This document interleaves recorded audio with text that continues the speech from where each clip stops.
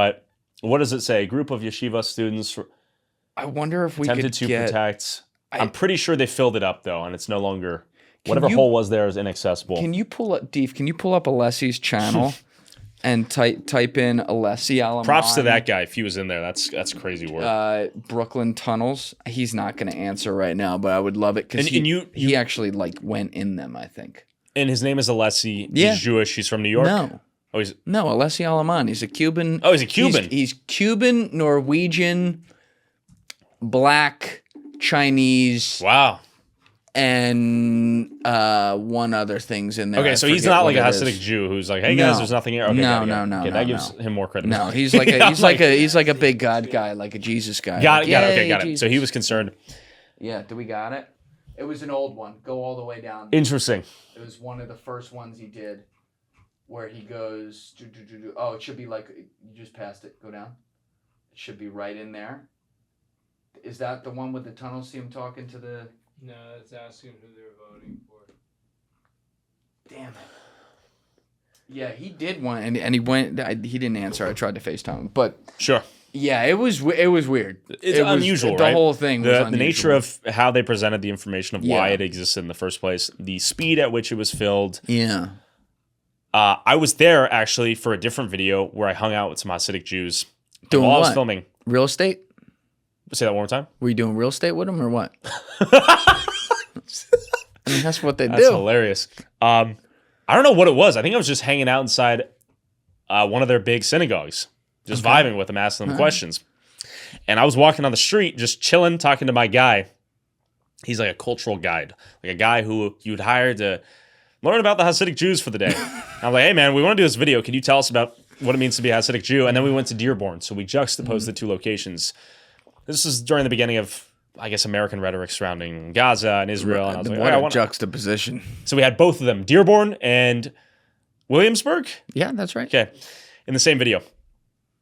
And I'm walking on the street. By the way, these guys gifted me one of the hats. Oh, the big block ones. I have one. Yeah, he gifted me one. Yeah, they're kind of baller. They're crazy hats. Yeah. It's like a super premium hat. I was like, whoa. Not a kippah.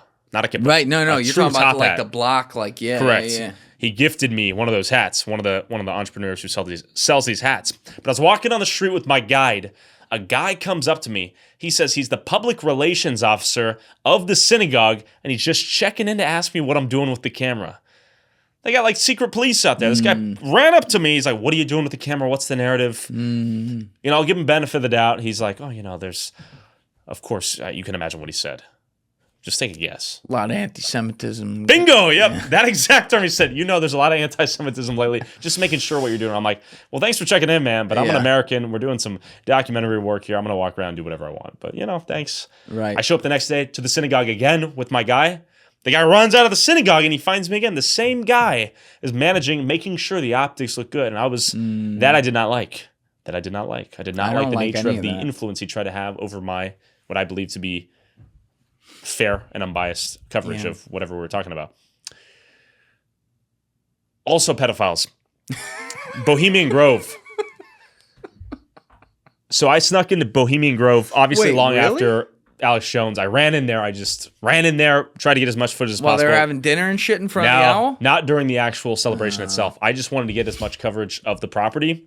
Shined my flashlight, got chased by a dude. And a little chihuahua chased me out of there. A chihuahua? A chihuahua. I thought it was a pit bull or something. It was a cute little chihuahua. Did you hit it? Or? Just chased me down. And I jumped over the fence and dipped out of there. What the fuck is a chihuahua going to do to you? I don't know. So I went to this. This is kind of an interesting point too. I'm trying to tie it into the idea of if we know of a place that's supposed to be notorious or infamous for all these evil acts, my question is if a guy like me can run in there with the camera, run out without getting sued, without getting shot, without disappearing, it begs the question of, just like Area 51, if we know about it, we know all these secrets exist, if it's all a psyop, and if we're being misdirected, a red herring, we're focusing our attention on the wrong things.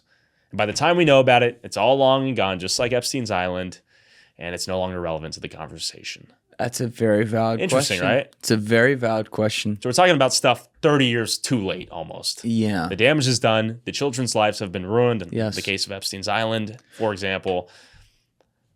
The politicians have already been compromised. And let's say Trump is involved in some meaningful way. that we should absolutely be aware of. Yeah. That would be good to know if he's compromised by Mossad intelligence. It would right? be very good to know Be that. good information. Yeah. Yeah. It would be good to know in 2016 as well, right? That would be very pertinent information for a voter. Of course. In 2016. Of course. The world that I know, let me back that up for a second. The world that has best been painted to me in the broadest of way, that has really changed in like my view in doing my job and talking with some different people, including people that came from the espionage parts of government or people from the high level military, whatever, is that our entire existence, not America, everybody around the world, is just an on-the-ground casualty of underground little fucking fights and disagreements that Sure. espionage organizations have. And that is, I'm not saying I know that like, oh, that's definitely how the world's run. But if I had to bet, most of it, rather than it just being one bad guy, right? Like, Klaus Schwab or the Sure. WEF or something. Sure. These clearly scumbag elitist organizations. What's the other one? The Bilderberg Group. Like, they all Sure, yeah, exist. yeah. They all do The fact awful. we know their names, though, leads me to believe there's 30 more we don't know. That's right? what I'm saying. Yeah. They all do awful shit. No Sure. doubt about it. Soros. But, like, they're all probably, like, some useful idiot in some ways, maybe themselves, above the ground from people that are like, well, if I do this, I'm going to save 5 million American lives and only Sure. 2 million people will die. So that's a win. Like, that's how they think. Sure. And so when you look at like the worst things, which is like using sex trafficking for espionage, which unfortunately a lot To save of the planet. Yeah. That's a their lot justification. of, Sure. Guess what? We've done it too, in all likelihood, which makes me sick. It's like somewhere in some room, probably not even smoky filled in the modern day where they don't fucking rip bogues in the office, they went, all right, if we do this, how many lives do we save? All right, it's good trade. Let's do it. Sure. That's wild. And if you view each and every life as one-to-one in this egalitarian, human worldview that we're all equal, then that's a great trade-off, right? That's how they view the world, That's probably. how they view the world. Fuck up some lives to save the many or whatever. Yep. It's like the look up Mormons' disproportionate representation in the CIA. Oh, yeah, So that's interesting, right? Yeah, You have these yeah. guys who are a bunch of Mormons in the three-letter agency. They have access to all this information, and They want to know where the magic tablets are. That's why they go. so you've had a lot of Mormons on this in this table, right? I think I've only had one. Nick Shirley. Nick Shirley, Yeah. the goat. The goat. Mormon goat. Does he care about the tablets? We had an interesting conversation about it. What was his take on it?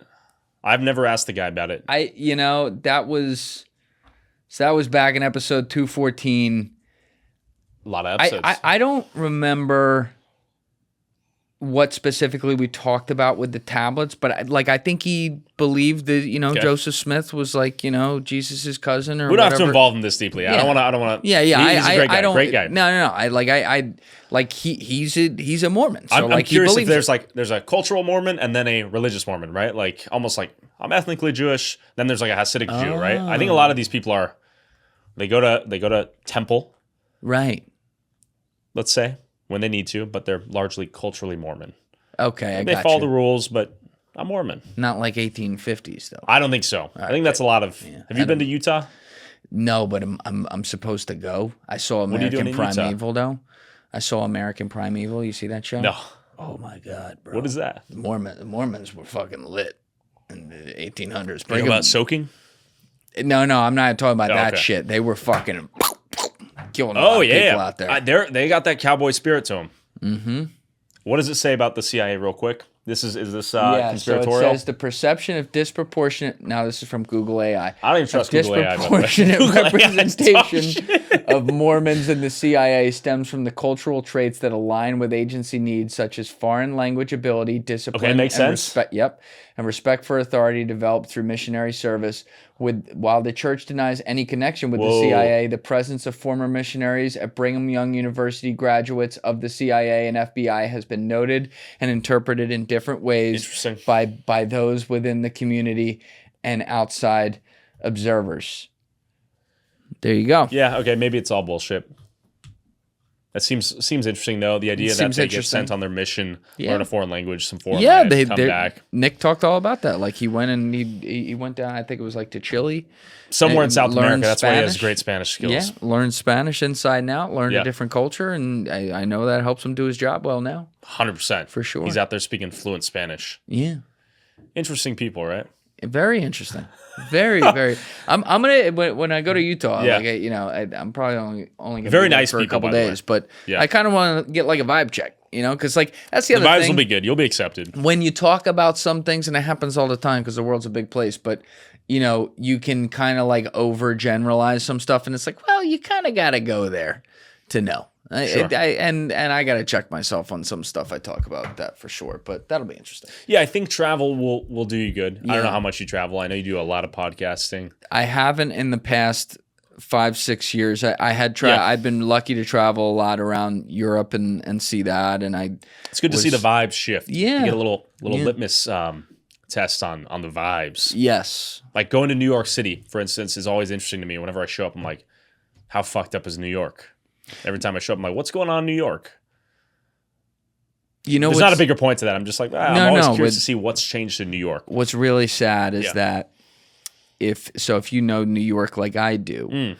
Bill de Blasio was the worst mayor in the history of Why is he fucking the worst mayors. Oh my god, he was a disaster. He didn't I don't know believe much in, about de Blasio. He didn't believe in about basic Giuliani. tenets of rule of law. He Okay. did, he was a fucking moron to start with. But then he was in charge during COVID. And you remember the whole like flying airplanes with the French fry to get people to take the vaccine and all that. A lot of incentives to take the vaccine. Bro. Yeah. So I left, went to my parents' Yeah. house March 31st, 2020. My last time in New York was shortly before that. The next time I came was January 20th or 21st, 2021. This is 2 weeks after Adams takes office, so he's not even like Okay. in there yet. And I was legitimately like, holy shit, like this place is destroyed. Oh, you felt a noticeable shift. Dude, it was the first time where I was like, yo, I don't know if we can come back from this. It was crazy. But here's what I'll say. Yeah. Adams, regular kind of It's like OG gangster politician. type, right? He was pushing drugs back in the day in his youth or something like that. I don't know about that, but maybe. I think he said he was a former But- drug dealer in his youth or something. But I could be wrong. he had been a cop or something Okay, yeah, later yeah. and all that.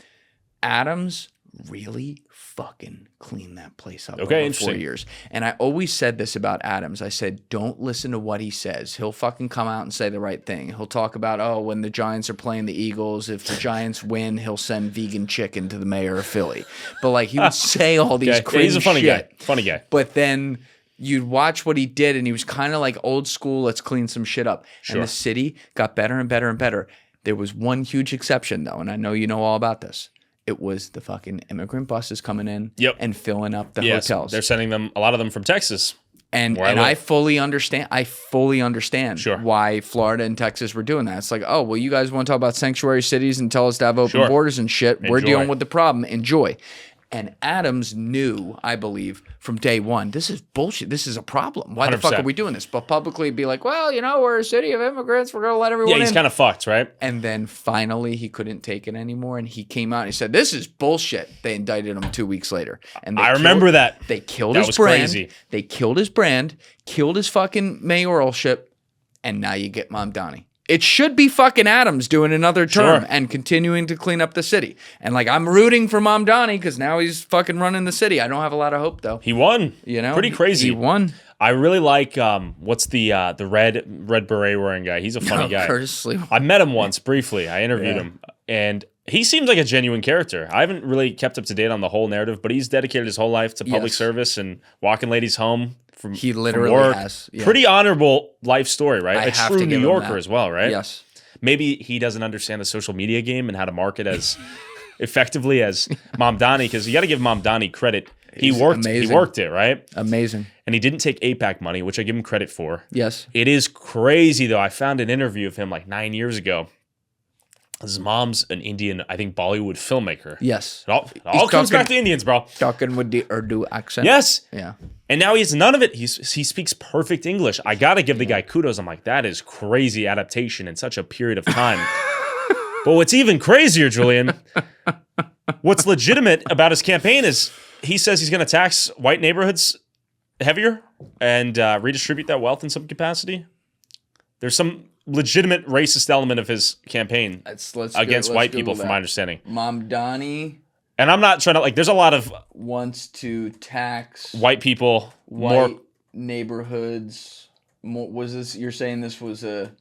This is in his campaign spiel. All right, so this is from the New York Post, who Let's doesn't like him, to be fair, Okay. but, you know, doesn't mean what they're reporting I'm pretty sure it was wrong. in his actual website at the time is what... So let's find out. This is from June 2025. Zoran Mamdani doubles down on plan to target whiter neighborhoods with higher taxes and said billionaires shouldn't exist.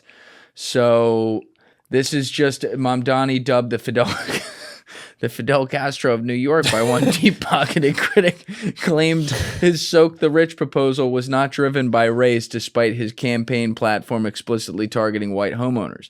That is just a description of what we see right now. It's not driven by race. It's more of an assessment of what neighborhoods are being undertaxed versus overtaxed, which again, this goes back to the whole thing you and I were talking about earlier, where it's like you just define everything as white. A Greek is white, an Italian is white, a fucking... Yeah, what is a white neighborhood, right? Yeah, like what it even would help is to have that? a formal classification, right? agree. Like it's, you know...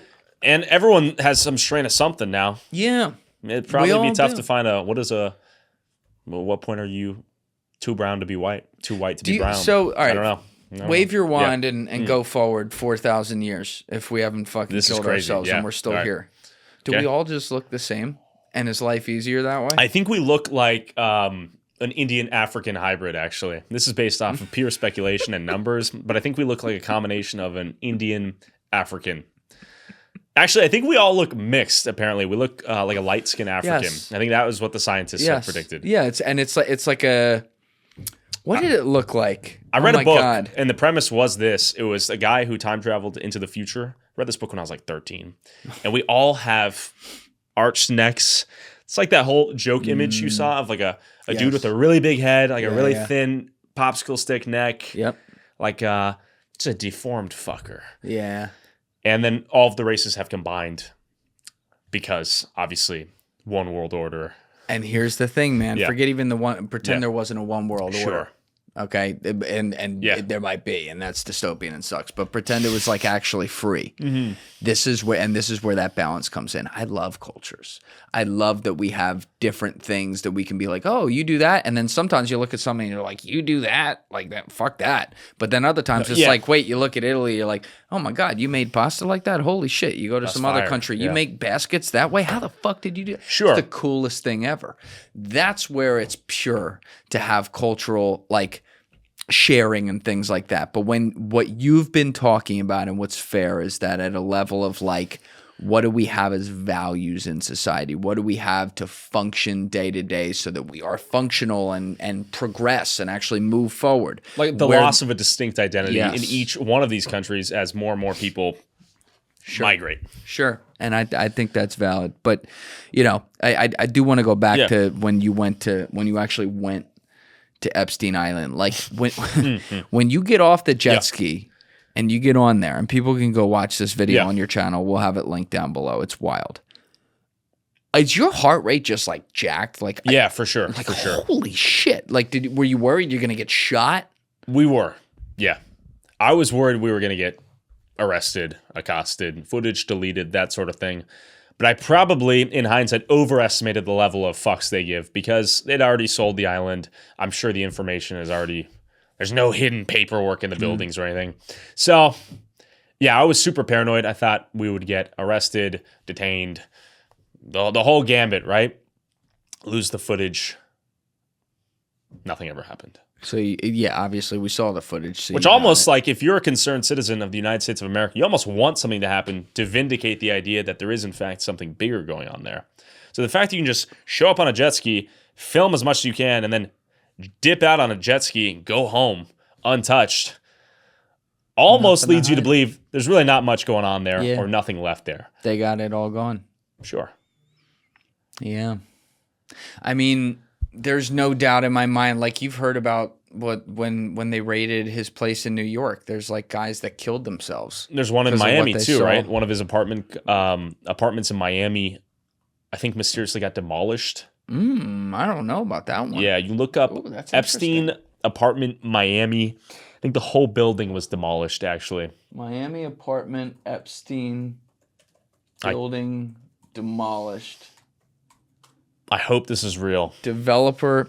Well, I know they demolished his whole Palm Beach mansion. Is that what you're talking about? 'Cause No. that was totally Okay, razed. that's real. The Okay. whole ground. Yeah, that's gone. Okay. And that's what's coming up. So Jeffrey Epstein's 22 million Palm Beach mansion will be demolished, and it was. This is back in end of 2020. Yeah, not too long ago. Yeah, I would imagine that's what I knew about that one. Yeah, and that's what I'm saying. It's like what I don't understand. I had a guy, Mike Yeagley, sitting there recently, twice. The second time he was at the end of the first conversation, we're talking for like 3 hours, 20 minutes. He's like, "Man, we didn't even get to Epstein." I'm like, "What?" Sure. And I'm like, "What? What about Epstein?" He's like, "Well, I mean, I tracked phones to his island in 2015, 2016. Really? I was like, that you say that at the beginning of the Come on podcast. now, You don't yeah. wait till. So I'm like, Yeah. all right, come back. So he came back and we did episode 251 on it. But Mike Yeagley is like a data hacker, Okay. and he uses publicly available data. And he actually went to the government with this like 12 years ago and said, So "You like a guys white got hat hacker? Oh yeah, he's Yeah. like, you guys. It's not even hacking. It's like that's the word you put on it. But he's Sure. he's buying publicly available data and then reading that data to figure out who people are and where they're going." And he went to the government and said, "You guys got a fucking problem." So one of the things he just did in his bedroom after the Epstein story like went mainstream in 2019, he said, "Oh shit, let me see what kind of phones were going there." He was tracking, of course, the bartenders and servers' phones and stuff, and then he was literally tracking Bill Gates' phone completely there Bill Gates. in 2015, 2016. So the rumor was Bill Gates divorced Melinda Gates, or Melinda Gates divorced Bill Gates due to her speculation that he That's was correct. Involved with Epstein and raping kids, right? That's correct. Allegedly. That's what the report Don't was. sue Julian. Don't Yes. sue me. Did you, Schmil Schmates. did you see, by the way, there's a journalist on Twitter. I mean, he's a journalist, but I saw this on Twitter who's getting sued by Kash Patel's girlfriend for Yes. implying that she is a honeypot. Yes. That's pretty crazy, right? That's you a can't dumb joke around move. on Twitter Yeah. without. He's the director of the FBI. Yeah. It's His a girlfriend it's suing you for an insane amount of money. It's Streisand effect, like to a T. 100%. Like it's very stupid to sue the guy, even if he was saying dumb shit. Sure. Very stupid. Oh, he's getting sued. It's So he crazy. fled Yeah. to El Salvador currently to not get arrested by the feds or something. He's like, "I'm currently in El Salvador." They're like, "Fuck you, you coward, come back." And he's like, "I don't want to get taken to jail," basically. So it's interesting, right? Land of the free, home of the brave. How free are we? We haven't even talked about like Palantir or any of that stuff. I'm not please an do. expert by any means, but that's interesting, right? Because Very Palantir was dystopian. seed funded by the CIA. And QTEL, yeah. Crazy, right?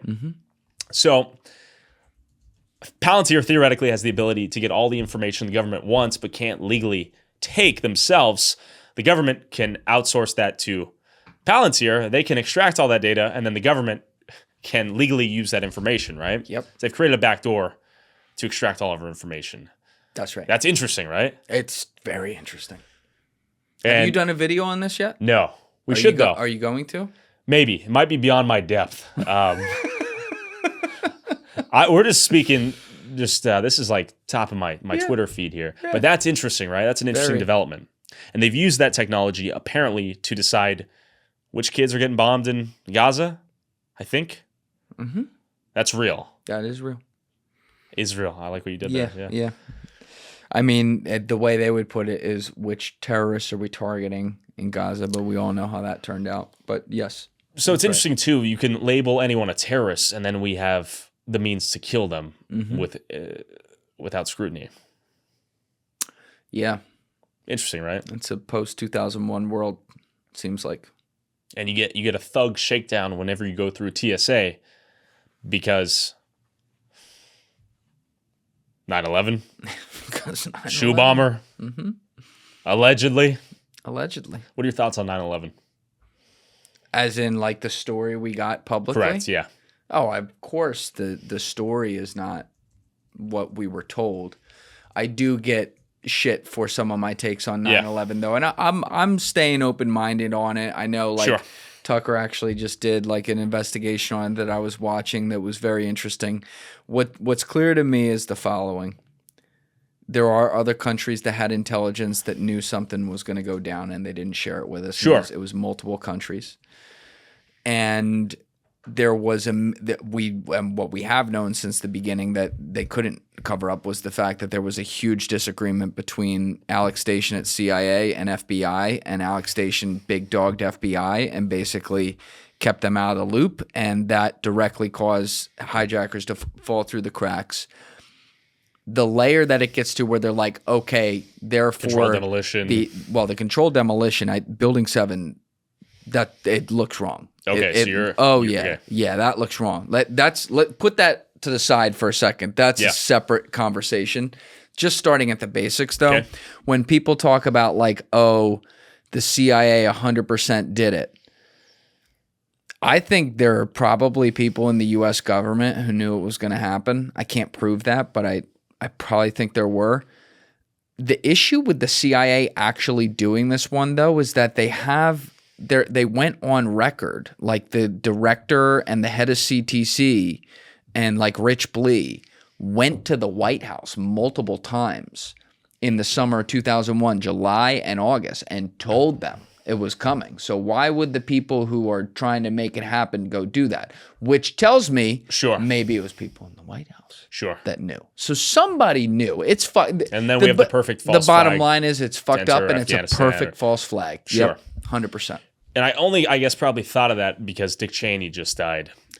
And then I don't know what exact relationship he had with Halliburton, what level of ownership or influence, but he was the CEO. The CEO, right? And he's awarding himself defense contracts without bidding, right? Yes. So that's fucking crazy. That's legal, right? We can have the vice president of the United States mysteriously involve us as a country in a war with the Osama bin Laden rabbit hole is crazy too, because what the fuck does Osama have to do with Afghanistan? What do you mean? I don't even think he's from Afghanistan. No, he's not. None he's of it Saudi. even. Yeah. Why are we bombing Afghanistan? Why are we entering Afghanistan? That one because they were because he was taking refuge there and the Taliban was protecting him. That's why they did that. Allegedly. Sure. I But anyways, we that killed 1 one's got million great Afghanis, evidence. right? Is that the number? How many Afghanistan? By the end of the war, I actually don't know the number offhand, but it was so there's a large number of people. Halliburton's directly benefiting off of this, right? Mm-hmm. That's right. So we're in this perma war situation. More Iraq, to be clear. Okay, that's fair. But yes. Yeah. Okay, Point taken. 241. I'm way off. How many people died in Iraq? That was a lot. Okay, I was way off then. We're ambitious with our factoids here, yeah. But that's why we're checking it. Yeah. The million sounds similar from Iraq. Yeah, that's where you're getting it from. Approximately 186,000 to over 1 million total deaths in It's a Iraq super from broad 03 range. to 11. It's a broad range. How do we not have a number on that? That's weird, right? It is very weird. So all the stuff we left behind for the Taliban. Mm-hmm. Did you ever see the video of them sort of playing around with the technology in the gyms, like kids at a playset? Yep. That's crazy, right? It's crazy. We went there for questionable motives, blew them the fuck up, killed a bunch of their people, left all our shit behind, dipped. Taliban assumed the power. That's what filled the power vacuum. Up. The fact that they're in control again, it's crazy. But there's some positive things that have come out of the Taliban. This is controversial. I'm pretty sure they banned the opium trade. So they're super strict on the drug use. Fact check me on this. I think they have these super intense rehab facilities for drug users. Wow. But let's see what his fact check says. They beat the drug use out of you? I think they did. They also, stripped women of their rights and those important things. But Afghanistan rounded up from the streets into Taliban drug rehab. So they're super strict on the drug trade, and I believe 90% of the opium supply 93 comes from Afghanistan. 93. Yep. The majority of Europe got their opium from Afghanistan. And East Asia too. Yeah. So fentanyl is a synthetic alternative, arguably, to the opium. Yeah. Where am I going with this? They don't have fentanyl, but maybe they will one day, given that the Afghanistan are now throttling the supply of the opium that they produce. But I'm sure it'll just be produced elsewhere. Yeah. It's interesting, though, that Europe does not have the same relationship with fentanyl that the United States does. We're getting murked by fentanyl. It's a reverse opium war from China. You think so? Yeah, and obviously they're utilizing the cartels, and there's a lot of moving pieces there. But I mean, that's just my opinion based on a lot of people I've talked to. Doesn't mean I'm right. Yeah. But, you know, there's a lot of compelling evidence on the Chinese working directly with cartels and utilizing our border to get that into our country. I'm just reading this. I'm listening to you as well. The result was 99% reduction in the area of opium poppy farming in Taliban controlled areas. Yeah. Yeah, it's interesting. Blind squirrel finds a nut once in a while. Yeah, that's fair. That's fair. That's what it is. We haven't really even talked about fentanyl at all. We haven't, and you've done some work on that. I've seen. Sure, yeah. Every major city has some degree of people zombified, bent over, dying. Obviously, on the streets. Kensington's the wildest example, but it's happening everywhere. Everywhere. Just in Providence, Rhode Island. Surprisingly, a lot of people, homeless people, drug addicts, intersection of the two. Mm-hmm. Strong intersectionality there, for sure. Mm-hmm. But it's interesting that we even allow fentanyl to exist in the country in the first place.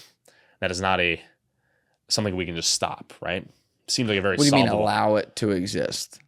I mean, Why technically would we don't allow it, but it's Well, we getting do, in though, right? easily. Yeah. How hard can it be to prevent the flow of fentanyl into the United States? We let it get so out of control that now it is really hard. I don't buy it. You don't buy it? No. And what is our relationship with Mexico? So we seem to be cool with them being a narco state, right? Cool's a strong word. That seems to be within our power, Yeah. the strength of our mighty military, right? That we could probably put a stop to that if we wanted to. I would think so. Removing some barriers of diplomacy there, yeah. And Sheinbaum, the president of Mexico, 37 candidates leading up to her were assassinated before she was elected president, I think is the exact number. Luckiest woman in Mexico. Isn't that crazy, though? Mm-hmm. So it's like, how much money is there to be made out of the fentanyl trade is a real question. And the leading cause of death for adults under 40, I believe, is accidental deaths. And one of the largest categories of accidental deaths is opioid overdose deaths. So I'll tell you where my brain also goes with it, because, of course, this is all relevant right now vis-a-vis the Mexico relationship. Yeah. Put that aside for 1 second. How about the fact that a legalized cartel within our country created the demand for this unfettered for over a decade? You're talking about Purdue and the Sacklers. Oh, yes, the Sacklers. That's crazy. It just that The overprescription of a lot of these drugs, too, that's another issue. it's Sure. that way, and they never served a day in prison. That's crazy. That's where I go. There's some Round 'em powers up, that right? Yeah, not even just that, but there's some powers that be at hand here, moving some pieces on a chessboard that we're not looking at. That's where my mind does go full, like, you know, Godfather, like Beznavante on a string, like absolutely, like one thing leads to the other, which leads to the other, which leads to the other, which is where we are now. Sure. It is evolution. So whether it's illegally trafficked into the country or we legalize it and sell it as a pain med, fucked either way. Yeah, But obviously no yeah, one's of course. forcing you to take it, right? Yeah. But it's pretty alluring. I'll tell you Here's that- all of your pain. You have chronic pain. Yeah, and that's the thing. Sure. The people I feel horrible for are, you know, someone who's working and they hurt their back or something and they go to a doctor and then the doctor prescribed them like all this shit. I'll give you an example. Yeah. So I broke this wrist 3 times, right? Doing what? The last time, first time was on a bike, second time was playing basketball, third time was playing football. Okay. So the second time I did it was bad and they were able to reset it. Okay. The third time I did it, I needed to get a plate and screws. So I did it when I was a sophomore in college. Sounds terrible, by the way. Freshman in college. Okay. This was like 2012. So I think I'm like 18 years old. Sure. And the college doctor, I go to because I did it like on campus. So then I went into the doctor who was going to do the surgery and all that. And then they had me go see the college doctor just to like check in on me and stuff like that. I don't even remember it. He prescribed me like 4 months worth of oxycodone or something. No, I didn't take That it. stuff's super addictive, Oh, right? I didn't take any of it. Okay. It was a funny story. It sat in my backpack in this little pocket that I forgot about. So when I was in high school once, I used to get bagels at school, and I would take the knife from the cafeteria and, like, you know, put the cream cheese on my bagel in class and then stick it in my backpack. It's very Jewish So of you, yeah. I go through TSA one time with my parents, and they're like, "What the fuck? Get over here!" And the fucking my bagel, officer, And yeah. you know, you see the typical like big big fucking TSA lady who looks like she could beat the shit out of you. Yeah. And she's pulling knives out of my backpack. I'm like, What? oh shit, I'm sorry, those are my bagel knives. And they let me go because they realized I was just and not a knives. terrorist. Yeah. But like, you know, probably white privilege or whatever you want to call it, if you will.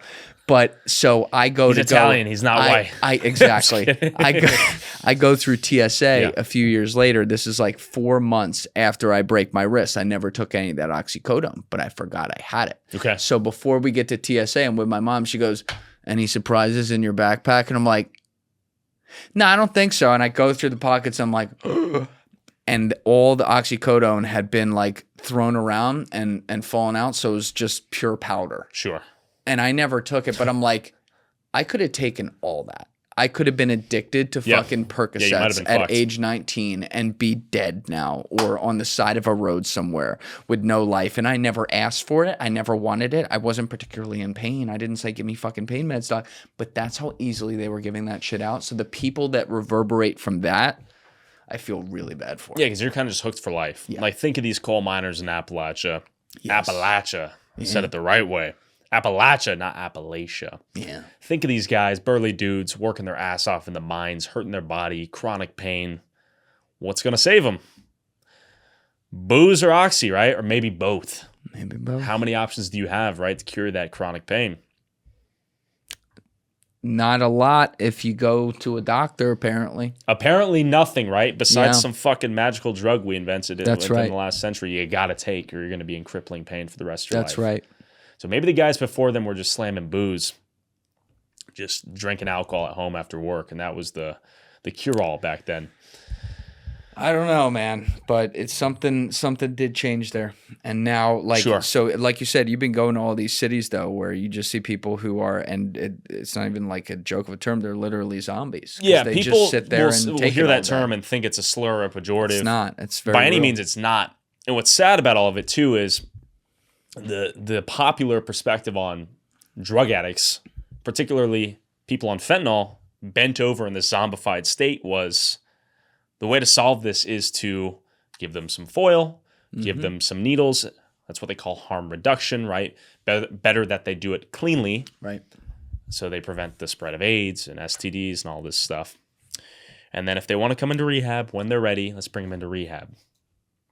Well, lo and behold, a lot of these people die before they end up in rehab. So this conception of compassion is let's help these people do drugs safely, even though there's really is there really a safe way to do fentanyl? Arguably, there is not. No, I don't think there is. But we're going to help them use fentanyl safely. We're going to give them Narcan to revive themselves. If you talk to these people, a common question I'll ask them is, how many times have you died? I need no lead up to that. Every time they'll give me a number. Every time. And it's often greater than 1. Sometimes 5, 10, 20. Crazy numbers. These people have died multiple times, brought back to life by Narcan. Yep. Well, I drove up here along the East Coast. It says, always have naloxone, Narcan. Billboards promoting Narcan. So our approach to this has been harm reduction, give you this almost like a video game tool, an instant revive. Yeah. Rather than let's revise our conception of compassion and maybe, I don't know, put a stronger, heavier pressure on getting these people off the streets, taking the drugs out of their hands, maybe even controversially forcing them into some form of detox if we really want to save their lives. So it's like we value this bodily autonomy over their actual lives. And Yeah, I think you have a point there on that last one about like is forcible compassion allowing them to kill detox. themselves slowly and surely? Yeah, That's weird, right? That's inhuman of us. So if you got this is where it would get strange too with the arguments. If you got like the really, really pure libertarian in here, they Sure. would say it's their choice to do Well, that. no, but right? they'd be dead already, right? Because they Right. wouldn't have had the Narcan in the first place, and they wouldn't have the Right. the ambulance to come there. We're interjecting, creating this. right. We're giving them 20 lives due to outside intervention, right? They're saying give them one, and they get to choose what. And to that's do with fair, right? Their argument is at least they're alive, but inevitably they do die. Mm-hmm. So we're extending the inevitable outcome, which is death for Yeah. a lot of these drug addicts. And obviously, they're not just drug addicts; they're people, and that's the important point, right? Right. These are people. So what if we encouraged them to detox? We took the drugs out of their hands. We stopped giving them needles and foil to continue using drugs, brought them into rehab, reincorporated them into society in a meaningful way, rather than just giving them needles, foil, throwing them in an apartment that ends up getting maybe trashed and they die. It's a better outcome. Hopefully, right? Yeah, it is. The bigger question, though, is this fentanyl use for what used to be normal everyday people. Is that a symptom of a broader sickness in American society, right? Is the soul of America dying? Are we at the point where people are so disenfranchised and hopeless that using fentanyl and killing yourself is the best case scenario for a lot of these people? There is no brighter outcome than doing some drugs in the corner, prostituting yourself for some money to continue using drugs until you die. If I wanted to, let's say, and I don't know what year it is, but let's say that I'm a powerful person, better yet, I'm a powerful organization, and my long-term goal for society was to do some form of eugenics or something like that, or purify genes and also limit the population. Sure. And I needed to come up with a plan as to how to do that. Yep. I would create a false incentive for people to believe that they needed to get certain hurdles to be able to participate in the economy. And let's put an example on that. I would say, you know what? Congratulations, every 17-year-old, regardless of your aspirations or dreams. You're a loser if you don't sign this bill to go to college for $200,000 for the next 4 years, or $100,000 for the next 4 years with debt you're never going to be able to pay off in an economy that doesn't offer jobs for a lot of the degrees you're getting. I would then use that economic disenfranchisement to make sure that I crashed the economy, and on the other side allowed all the rich people to be able to invest and win their money back, while everyone else is humping themselves and realizing their 401k is now delayed an extra 20 years if they even have one. I would tell society that everything pleasurable is how they should escape. I would make gambling completely legalized and put it on their phones at all times, which I think should be something that people have the option to do, but I would make it available everywhere so that people could literally decide that's the best hope I have to make money.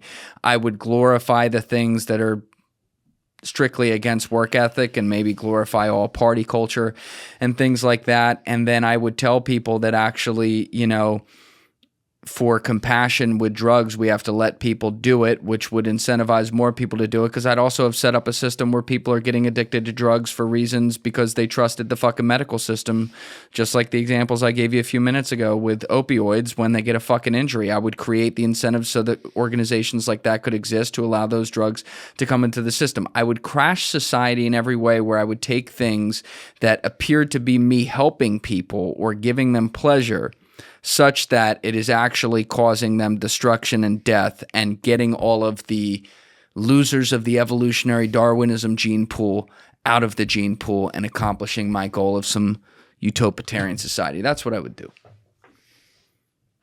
That was a crazy rant. That was good. I would agree. And I think that's what probably is happening to some extent. In addition to that, though, if you look up medically assisted death in Canada, I don't know if it's technically legal in this country yet, but you'll see it often used in Canada as a means of solving poverty for some people. Yes. So people who are disabled, let's say you got injured in the workplace, you're depressed, your medical bills are expensive.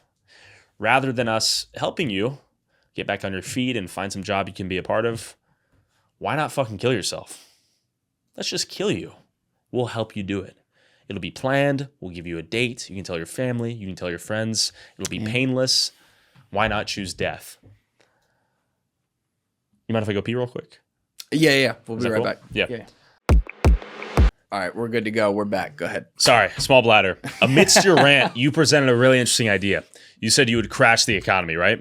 Yes. But by all observable metrics that I'm aware of, the economy's looking great. What did I say after that? You would entice people into hedonism and... No. Well, I did say that, but I said I would crash the economy, and then in the recovery, make sure that all the people who already had money to redeploy, the rich, would be the ones who would be able to profit on the recovery and not everyone else. Fair. Okay. Yeah. Good clarification. Thank you for that. Yeah. But in addition to that, GDP's going up, stock growth off the charts, but what about real wage growth, right? How much does your dollar actually do if you're an average Joe? It's doing the same or less, from my understanding, than it was. If you take the boomers, for example, they were experiencing real wage growth in addition to the economy's growth. Yes. So everyone felt the growth of the economy. Many people in our generation are not. They don't. So the economy is growing as a concept, this ethereal, amorphous concept of the economy, right? This monopoly money, these stock charts, this unreal economic concept. Economy is going up. But who's seeing the growth of that? Not the everyman. Only the rich. Yes. And when we say rich, what might come to mind is like, okay, the millionaires. No. What is $1 million in 2025? I would be talking specifically and I'm really rounding numbers here. This is not scientific. Yeah. I'm thinking the people 10 million and up. That's people with real money, right? Yeah. Are making a shit ton more. Yes.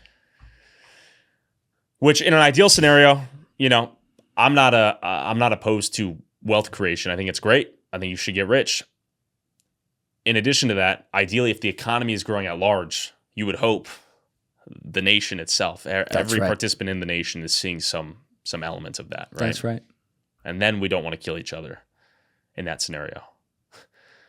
And then we don't want to kill each other. Or kill ourselves, right? There's a line that, you get all these moments in here and little lines stand out, right? Maybe they don't to people out there, but like I'm in here with the person and they'll say something. I'm like, ooh, and it just kind of burns there. I remember my friend Matt Kemenash back in episode 43 was telling me, he's like, inflation at 10%, people are mad. 15%, they're really pissed off. They're complaining. They're voting more. They're doing this, that. 40%, they're in the fucking streets. He's like, you don't have to know what inflation is. You know what it feels like. Or you just look around you, right? How pissed off are people? And that's the thing. When you see these trends that you're talking about continue, where's the crossing point? Where does it happen to where people actually fucking, do the unthinkable and, actually fucking go at each other in streets? And I'm very careful how I talk about that because I think people run to the fucking narratives way too fast and they run to the vitriol and they almost like wish it into existence. I agree. But like, that doesn't mean that you should therefore assume that all the problems you're looking at right now that are identifiable problems are automatically going to figure themselves out. No, we have to have these conversations. Then action has to be taken publicly to be like, all right, well, what are we going to do to find a better solution for 5 years from now, 10 years from now? Sure. Because these, like you said, men in their let's take the stereotype right now, men in their mid-20s right now, maybe with a good degree too, they're not happy. And I get it. And they're mad. They're mad. They're hopeless. And that's a problem. It's a big problem. A lot of them are getting no pussy. Yeah, that's another huge problem too. That's existential, right? And yes. Not to say like, oh, men deserve pussy or whatever. Obviously, you got to earn it in the kingdom, right? you gotta present value to a suitor that reciprocates their desire to be with you. With that being said, at a certain point, though, if you're a human man, you have no prospects of a wife or a female partner, let's say, assuming you're heterosexual, might as well kill yourself. Riley, what's the point at a certain point? If you are truly a despondent incel in the corners of the internet and you feel there's no hope, and that's a legitimate belief in your opinion, there's no point to anything. Speaking of suicide, the medical assistance in death in Canada. Oh, your transitions are wild. Well, like, how bad do things have to get for it to be a viable option? Yes. For suicide to be a viable option. Yeah. They got to get pretty bad, right? Yeah, this is what we were talking about before the break. But so I want to look up the amount of time required for you to go through with the MAID program in Canada. Go through the what? MAID program. So they call it MAID. That's the acronym, Medical Assistance in Death. Oh, God. So from my understanding, the amount of time required to go from, hey, I'm thinking of killing myself, to actually getting euthanasia from the government has gone down and down and down. Oh, my God. Yeah, MAID, you're right. Minimum of 90 days. 90 days. Great. So if I'm going through it for 91 days. So here's what's crazy. Here's how fucked a society has to be for that to be an option, much less facilitated by the government. So you and I both, I'm sure, have had some depressive states in our life. Yes. The lowest of lows. You feel like shit. Longer than 90 days. Longer than 90 days, right? Yeah. Maybe even some suicidal thoughts entered your mind. Maybe you felt really, really sad. And for everyone watching, don't kill yourself. There is hope. And I'm not trying to blackpill anyone. There's always a better future ahead. Seriously, have hope. Everyone, I would argue, has probably gone through some severe depressive state. Yes. That's not to say you're chronically depressed or there's something chemically imbalanced in your mind and there's no hope. 90 days. That's not a lot of time. Not a lot of time. 91st day, you could start feeling good. But if 90 days is the the prerequisite for I'm thinking of killing myself to actually killing myself, then a lot of people that shouldn't be dying are dying. And obviously, I look up how many people have killed themselves in Canada using MAID. I don't think it's a shit ton of people killing themselves, but even the idea, the promotion of that as a concept, I think is a symptom of a dying society. Oh, I think it's a huge problem. And you have to remember some of the same minds that are going to be in charge of being the ivory tower around this are, because I don't ever like broad brushing people. There's a lot of people in the medical field who hate shit like this, 100%. Of course, way more who hate it. But there's a small, stupid minority that are also the same people that tell an 8-year-old that, oh, you feel like you're the other gender? Great, you're going to be the other gender now. It's like if an 18-year-old wants to decide that, all right, you know, they're an adult. They have to make their own decisions. But like, when you do that to fucking 8-year-olds and encourage it, and you've heard the stories about the psychologists and psychiatrists who fucking be like, no, I'm gonna, when they're 4, like, oh yeah, no, you're actually a girl. That's tough. That's tough. Oh, it's so bad, man. It's so fucking bad. Because a lot of these changes are irreversible, right? That's the tragedy. And does a child, at what point does a human being, like 18 is a pretty arbitrary number. Oh right? Yeah, no, I'm not even arguing that. I'm like saying the whole joke of what is it? Men reach full brain development at 25. Is that the brain? Is that develops. real? I don't even know if that's real. No, that's real. The brain. We can check that, Deep. But 15,000 people in 2023 killed themselves using MAID in Canada. That's insane. It's a lot of people. It's a lot of people. 4.7% of all deaths in the country. That's crazy, right? That's crazy. That's actually pretty impressive. And I believe there's a case, this could be total fake news, but I think it's in Amsterdam. There are these suicide pods. Yeah, I've seen that. And I believe someone got trapped in one of them, like mid-suicide procedure, and they strangled her to death. This sounds outlandish, and I'm hoping it's a fake story. I hope it's fake, too. Amsterdam. Look up suicide pod strangled to death malfunction. Oh, man. Whoa, so she traveled. Several arrested after American woman dies in first use of controversial suicide pod. Go down deep. Look into the details here. Okay, so it's in Switzerland. Swiss police have arrested several people after a controversial futuristic-looking capsule designed to allow its occupants to kill themselves was used for the first time. Police in the northern canton of Schaffhausen, bordering Germany, said the so-called Sarco capsule had been deployed in a wood in the municipal. Okay, so this is one where they used it illegally. Okay, look up medically assisted death, malfunction, choked to death or something. These are fucked up search queries. Your Google's going to be corrupted. But well, we passed that a long time ago. No, we've danced around a lot of ideas here. Maybe this isn't real. I hope it's not real. Okay, that's interesting, though, the fact that it's just illegal. And they did this one was, they were using it illegally. Woman using suicide pod reportedly found with strangulation marks inside. Holy shit. Yeah, it's real.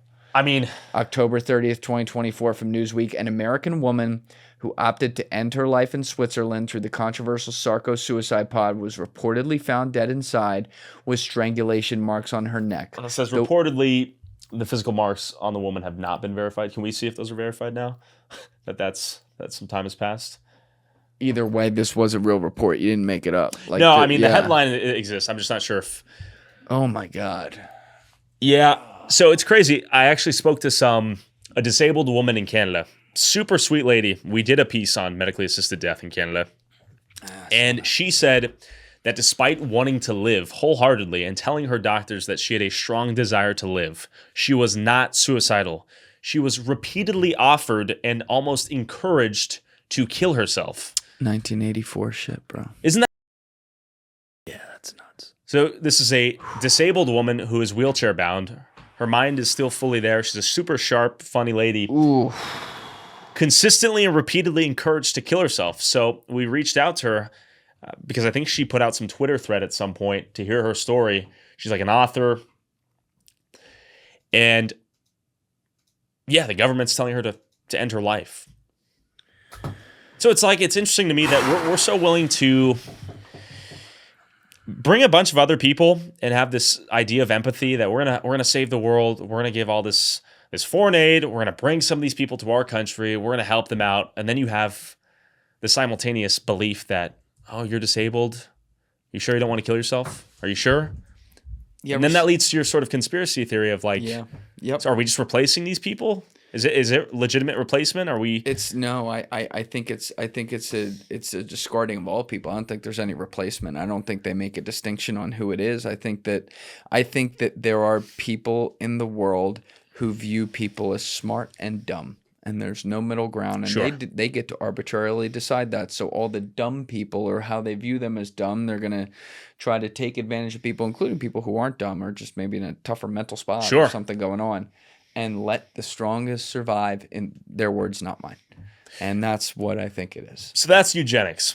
That's definitely eugenics. Did you ever see the show The Man in the High Castle? No, I've heard of it though. So it's based on Philip K. Dick's short story Man in the High Castle. The concept, this show was about 5 years ahead of its time. It would have been enormous if it didn't come out in 2015. Okay. But the concept of the show is that the Allies lost World War II. Okay. Germany and Japan won. It's early 60s in the U.S., which is controlled by Germany all the way to the Rocky Mountains, and west of the Rocky Mountains, it's Japan.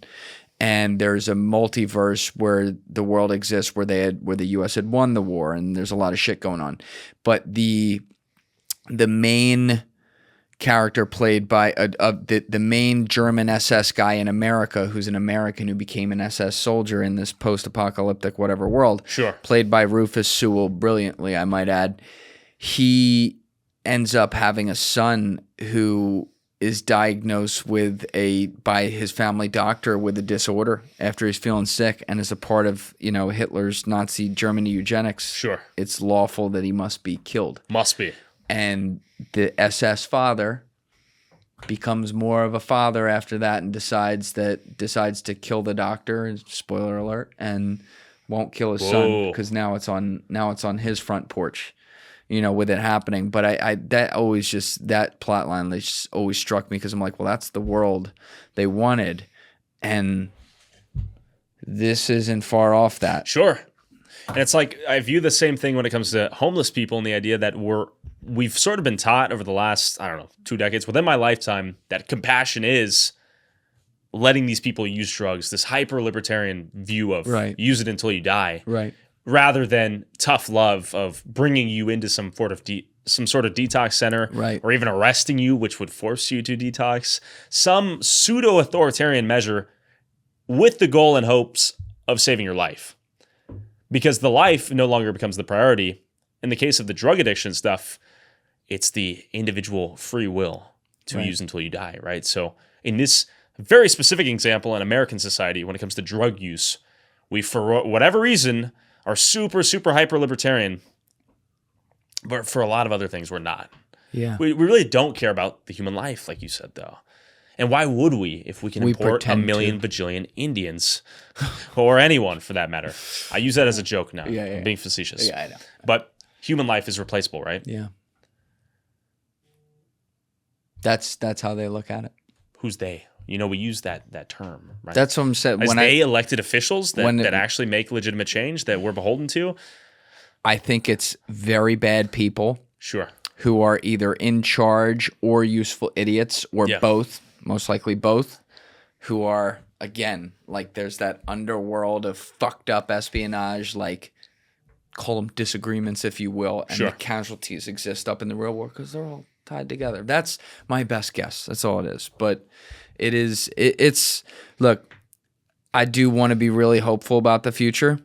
Part of being hopeful about the future, though, is recognizing problems that we have to face right now and try to come together and find good solutions on as a society. And I think that channels like yours represent at least pointing these things out. Doesn't mean all your opinions are going to be right. 100%. Doesn't mean that you're not going to change some of your opinions over time, but at least saying, hey, here's the story, here's what's going on, and you really do cover Think about a litany few of questions stuff. we presented, right? At the very least. I agree. And I think that's really useful. That's why I've liked watching it from afar. I'm just blown away at how much, like, I'm going to want to talk to you in 5 years when you're 30 and see where your opinions are. I'm sure some things will be different, but I'm blown away by how much you know and how much you have been on the ground and experienced at 25. It's pretty fucking cool. I'm trying. A lot of this shit, obviously, I don't know what the fuck I'm talking about, but we're having fun talking about it, right? We're having a lot of fun talking about it. Thank you guys for checking out this clip. If you haven't already subscribed, please subscribe and hit the like button on this video. It is a huge, huge help. And if you'd like to check out this clip's full podcast episode, that link is in the description below or right here. And finally, you can follow me on Instagram and X by using the links in my description below.